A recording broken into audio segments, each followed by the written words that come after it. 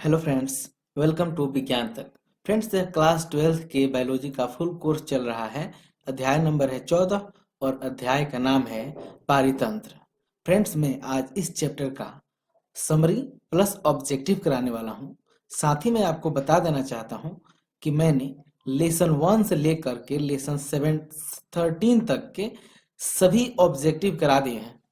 साथ ही मैंने लेसन 5 तक का भी चैप्टर वाइज कंप्लीट करा दिया है। अगर आपने वो सभी वीडियो नहीं देखे हैं तो ऊपर आपको यहाँ पे आई बटन पे या फिर नीचे डिस्क्रिप्शन में उन सभी वीडियोज का लिंक मिल जाएगा। वहां से जाकर आप उन्हें देख सकते हैं ताकि आपकी तैयारी बेहतर हो सके। ठीक है, तो चलिए अब बिना किसी देरी के इस वीडियो को शुरू करते हैं। सबसे पहले जानते हैं हम लोग समरी के बारे में। ठीक है, तो इसके जो मोस्ट इंपॉर्टेंट पॉइंट्स है उसे मैं पॉइंट वाइज आपको बताते जा रहा हूँ। पहला पॉइंट नोट कीजिए, परितंत्र प्रकृति की एक क्रियाशील इकाई है। यानी कहने का मतलब क्या है, परितंत्र क्या है? एक क्रियाशील इकाई है। किसकी? प्रकृति की, क्योंकि इसमें हमेशा लगातार पारस्परिक क्रियाएं चलती रहती है। नेक्स्ट पॉइंट, पारितंत्र जीव मंडल की एक स्वपोषित संरचनात्मक तथा कार्यात्मक इकाई है। ठीक है, तो पारितंत्र क्या है? जीव मंडल की स्वपोषित, यहाँ ध्यान दीजिएगा, स्वपोषित संरचनात्मक व क्रियात्मक इकाई है। पारितंत्र ऊर्जा के लिए पूर्ण रूप से सौर ऊर्जा पर निर्भर रहता है। यानी पारितंत्र में जो भी ऊर्जा मिलती है वो कहाँ से मिलती है? सौर ऊर्जा से, यानी सूर्य से। अब आप सोच रहे होंगे ऊर्जा तो हमें पेड़ पौधों से भी मिलती है, अन्य जीवों से भी मिलती है, लेकिन उनको ऊर्जा कहाँ से मिलती है? तो उनको सौर ऊर्जा से मिलती है। इसलिए हम लोग सौर ऊर्जा को ऊर्जा का अल्टीमेट स्रोत भी कहते हैं। नेक्स्ट पॉइंट, मृदा, वायु, जल आदि पारितंत्र के अजैव घटक हैं, जबकि जंतु, पौधे, सूक्ष्मजीव धारी इसके जैव घटक हैं। यानी जो पारितंत्र के घटक होते हैं उन्हें दो भागों में बांटते हैं, जैव घटक और अजैव घटक। जैव मतलब जिसमें जान हो, जो सजीव हो, और अजैव मतलब जो निर्जीव हो। जैसे यहाँ पे मृदा, वायु, जल ये सब हैं वो निर्जीव हैं, इसलिए इन्हें अजैव घटक कहते हैं। और जंतु, पौधे और जो सूक्ष्म जीव हैं ये सभी जीवधारी हैं, सभी जीव हैं, इसलिए इन्हें जैव घटक कहते हैं। ठीक है, तो जैव घटक में कौन कौन सा आता है? जंतु, पौधे और सूक्ष्म जीव। तथा अजैव घटक में कौन से आते हैं? मृदा, वायु, जल, प्रकाश इत्यादि, ये सब अजैव घटक में आते हैं। जंगल, घास के मैदान एवं मरुस्थलीय पारितंत्र तथा झीलें, तालाब, दलदली क्षेत्र, नदियां, ज्वार नदमुख जलीय पारितंत्र के उदाहरण हैं। यानी अगर आपसे पूछा जाए कि जलीय पारितंत्र का उदाहरण कौन कौन सा है, तो उसमें क्या क्या आता है? जलीय पारितंत्र का उदाहरण में आएगा झील, तालाब, दलदली, नदियां, ये सब जितने पानी वाला क्षेत्र है वो जलीय पारितंत्र में आएगा। जबकि स्थलीय या यहाँ पे मरुस्थलीय और स्थलीय पारितंत्र में क्या क्या आ जाएगा? तो जंगल आएगा, घास आएगा, घास के मैदान आएंगे, ये सब क्या आएंगे? स्थलीय पारितंत्र में आएंगे। आगे बढ़ते हैं। फ्रेंड्स, अगर आपको वीडियो पसंद आ रहा हो तो आप इसे लाइक कर दीजिए और चैनल को सब्सक्राइब करके जो बेल आइकन है इसे जरूर दबा लीजिए। बेल आइकन को दबाने से क्या होगा कि आपको जब भी मैं नया वीडियो डालूंगा आपको तुरंत उसका नोटिफिकेशन मिल जाएगा। आगे जानते हैं, प्रकाश, तापक्रम एवं आर्द्रता पारितंत्र के जलवायु संबंधी कारक हैं। तो क्या है? प्रकाश, तापक्रम और आर्द्रता क्या है? तो पारितंत्र की ये जलवायु संबंधी कारक हैं। तो आपको ऐसे पूछा जा सकता है कि जलवायु संबंधी कारक हैं तो कौन कौन से होंगे? प्रकाश, तापक्रम और आर्द्रता। जीवीय घटक के अंतर्गत पृथ्वी पर उपस्थित सभी प्रकार के जीवों को सम्मिलित किया जाता है। ठीक है, तो जीवीय घटक में क्या आते हैं? जितने भी सजीव हैं वो सभी आ जाएंगे। हरे पौधे जो भोजन का संश्लेषण करते हैं उन्हें उत्पादक कहते हैं। तो देखिए, जो भी भोजन का संश्लेषण करता हो उसे क्या कहते हैं? उत्पादक। अब सोचते होंगे कि मनुष्य भी तो भोजन बनाता है, तो नहीं, मनुष्य जो भोजन को पकाता है, नए भोजन का निर्माण नहीं करता। इसलिए हम लोग उत्पादक उसे कहते हैं जो भोजन का संश्लेषण करता हो। जैसे हरे पेड़ पौधे हैं वही भोजन का संश्लेषण करते हैं, तो उन्हें हम क्या कहते हैं? उत्पादक कहते हैं, इंग्लिश में प्रोड्यूसर कहते हैं। पौधे तथा उनके उत्पादों को खाने वाले को उपभोक्ता कहते हैं। यानी वैसे जीव जो पौधे तथा उनसे मिले उत्पादों को खाते हैं उन्हें उपभोक्ता कहते हैं। जैसे बकरी, गाय, भैंस इत्यादि, ये सभी क्या है? उपभोक्ता है, क्योंकि ये पौधों को खाते हैं।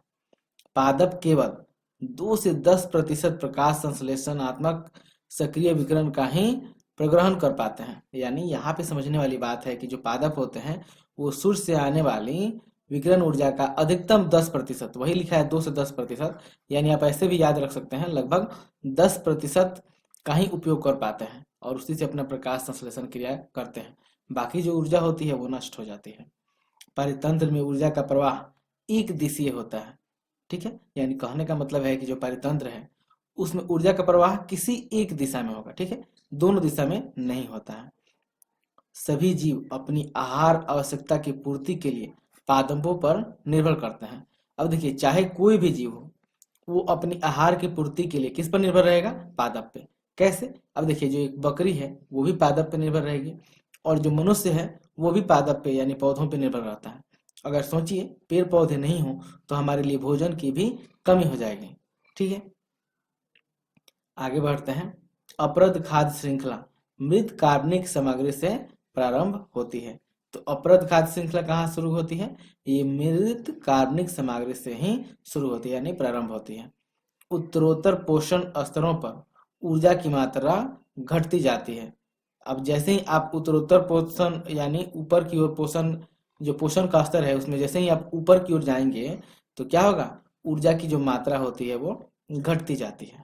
10% का ऊर्जा प्रवाह नियम का प्रतिपादन लिंडमैन ने किया था। आपको पता होगा, आपसे पूछा भी जाता है कि लिंडमान का दशांश नियम क्या है। तो लिंडमान ने कहा था कि प्रत्येक ऊर्जा स्तर में 10% ही ऊर्जा क्या होती है? स्थानांतरित होती है, यानी 10% ऊर्जा का ही प्रवाह होता है। और इस नियम को प्रतिपादित किसने किया था? लिंडमान ने। इसलिए उसे लिंडमान का दशांश नियम भी कहा जाता है। चलिए अब आगे बढ़ते हैं, नेक्स्ट पॉइंट देखते हैं। स्वपोषी अनुक्रमण में प्रारंभ से लगातार स्वपोषी जीवों का प्रभुत्व कायम रहता है। तो जो स्वपोषी अनुक्रमण है उसमें क्या होता है? शुरू से ही स्वपोषी जीवों का प्रभुत्व कायम रहता है। दूसरा, परपोषी अनुक्रमण में प्रारंभ से ही परपोषी जीवों का प्रभुत्व स्थापित रहता है। तो देखिए, जो स्वपोषी अनुक्रमण है उसमें स्वपोषी जीवों का प्रभुत्व रहेगा और जब परपोषी अनुक्रमण है उसमें क्या होगा? परपोषी जीवों का प्रभुत्व स्थापित हो जाता है, ठीक है। आगे बढ़ते हैं। वह प्रजाति जो खाली एवं नग्न क्षेत्रों पर आक्रमण करती है उन्हें मूल अन्वेषक प्रजाति कहा जाता है। यानी ये जो जातियां होती हैं वो किसी जाति को नष्ट नहीं करती है, किसी जाति को नुकसान नहीं पहुंचाती है, क्योंकि ये खाली क्षेत्र में ही आक्रमण करती है। जल में प्राथमिक अनुक्रमण में लघु पादप पलवक मूल अन्वेषक होते हैं, ठीक है। तो जो प्राथमिक जल में, यानी जल की बात हो रही है, जल में जो प्राथमिक अनुक्रमण होता है उसमें लघु पादप पलवक क्या होते हैं? तो मूल अन्वेषक होते हैं। आगे, अनुक्रमण सदैव समोद्भिद की ओर होता है, चाहे वह जलोद्भिद से ही जलोद्भिद हो या मरोद्भिद हो। तो आपको मैं यहाँ पे बताना चाहूंगा जलोद्भिद का मतलब कि वैसे पौधे जो जल में होते हैं जिनके लिए ज्यादा जल की आवश्यकता होती है। मरुद्भिद मतलब इनमें जल की आवश्यकता ज्यादा नहीं होती है। और समोद्भिद का मतलब है जिसमें जो पानी की आवश्यकता होती है वो समान मात्रा में होती है, ना मतलब न ही ज्यादा पानी की आवश्यकता होती है और न ही कम पानी की आवश्यकता होती है। तो अब देखिए क्या कह रहा है कि सदैव समोद्भिद की ओर होता है। तो जो अनुक्रमण होता है किसकी ओर होता है? समोद्भिद की ओर होता है, चाहे वह जलोद्भिदों से प्रारंभ हुआ हो या फिर मरोद्भिदों से प्रारंभ हुआ हो। कार्बन चक्र एक गैसीय चक्र है, ठीक है। तो आप यहाँ पे याद रखिएगा कि कार्बन का मतलब ये मत समझ लीजिएगा ठोस है। कार्बन यहाँ गैस से अभिप्राय है इसका, कार्बन का। तो कार्बन चक्र क्या है? एक गैसीय चक्र है। ऐसे ही नाइट्रोजन चक्र भी होता है, ऑक्सीजन चक्र भी होता है। कार्बन को जीव का आधार माना जाता है, ठीक है, क्योंकि आपको पता होगा कि कार्बन बहुत ही कम मात्रा में हमारे वायुमंडल में सबसे ज्यादा तो नाइट्रोजन है, लगभग 78%, ठीक है। और कार्बन बहुत ही कम है। कितना कम? अब इसी से अंदाजा लगा लीजिए कि कार्बन डाइऑक्साइड 0.03% है, ठीक है। इसमें कार्बन भी है और ऑक्साइड भी है, तो कार्बन की मात्रा इससे भी कम है। इसके बावजूद भी सभी जीवों में कार्बन पाया ही जाता है। इसलिए जीवन का आधार किसको मानते हैं? कार्बन को मानते हैं। उत्पादकता, अपघटन, ऊर्जा प्रवाह तथा पोषक चक्र किसी परितंत्र की चार प्रमुख यानी चार महत्वपूर्ण क्रियाएं हैं।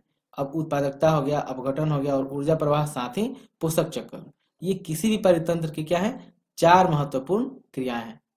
ये इतने महत्वपूर्ण है कि इनके बिना हम किसी परितंत्र की कल्पना भी नहीं कर सकते हैं।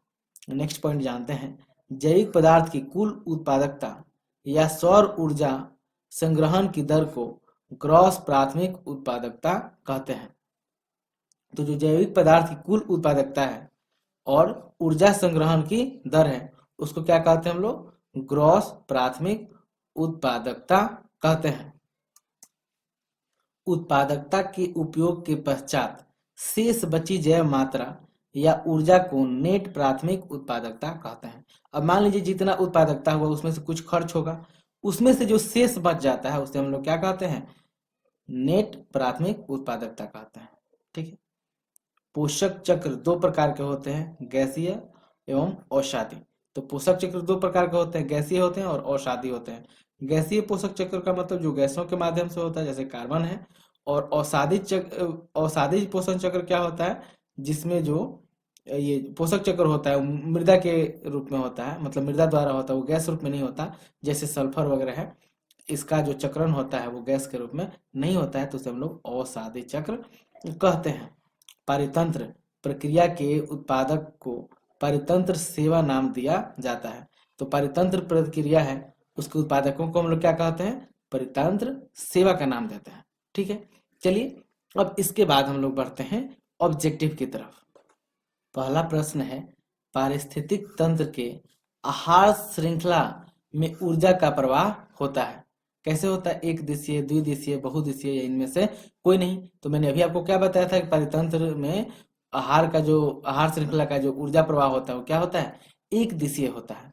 संख्या के आधार पर एक फल वाले वृक्ष का पिरामिड कैसा बनता है? यानी जब हम लोग बात करें अगर एक फल वाले वृक्ष के पिरामिड के बारे में, तो कैसा होता है ये आपको बताना है। आपके ऑप्शंस हैं सीधा, उल्टा, तिरछा, या फिर इनमें से कोई नहीं। तो देखिए, जो ये पिरामिड बनता है एक फल वृक्ष वाले, वो कैसा बनता है? वो उल्टा बनता है। ठीक है, याद रखिएगा। बढ़ते हैं अगले ऑब्जेक्टिव की तरफ। तालाबीय पारितंत्र में बड़ी मछली होती है, यानी जो तालाबीय परितंत्र है या फिर कहें हम जलीय परितंत्र, उसमें जो बड़ी मछली होती है वो क्या होती है? ऑप्शन है उत्पादक, प्राथमिक उपभोक्ता, द्वितीयक उपभोक्ता, या फिर तृतीयक उपभोक्ता। तो जो बड़ी मछली होती है वो क्या होती है? वो होती है तृतीयक उपभोक्ता।